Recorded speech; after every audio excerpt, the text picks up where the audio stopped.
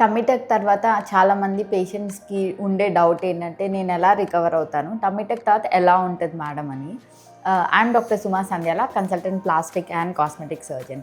So, tummy tuck చేసిన procedure తర్వాత patient discharge అయ్యి వెళ్ళిన తర్వాత యూజువల్లీ అబ్డామెన్ మీద చాలా టైట్‌గా ఉండడం అన్నది నార్మల్ ఫీలింగ్.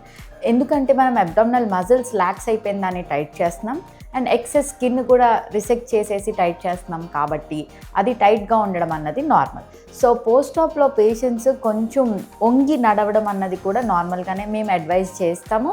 పేషెంట్స్కి కూడా అలా నడిస్తే కంఫర్టబుల్గా ఉంటుంది అని కూడా అనిపిస్తుంది. So this is a normal feeling. ఒక 2 to 3 వీక్స్లో ఇదంతా సెటిల్ అయ్యి నార్మల్గా నడవగలుగుతారు. The second thing is adequate rest. నార్మల్గా టమ్మీ టక్ అయిన తర్వాత కొంచెం హౌస్ హోల్డ్ హెల్ప్ ఎవరైనా ఉంటే బెటర్.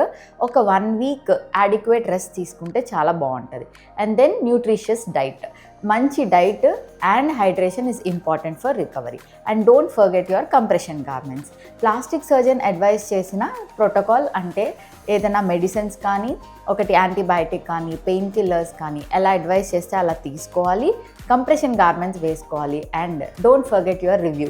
ఎప్పుడు రమ్మంటే ప్లాస్టిక్ సర్జన్ రివ్యూకి అప్పుడు వెళ్ళి చూయించుకోవడం చాలా ఇంపార్టెంట్ డేట్స్లో అంటే మీ రికవరీ ఎలా ఉంది, ఏమైనా కాంప్లికేషన్స్ ఉన్నాయా అని చూడడానికి ఒక డేట్ ప్రకారం పిలుస్తారు. ఆ visits are very important and don't forget to do that. You will recover well with your tummy టక్.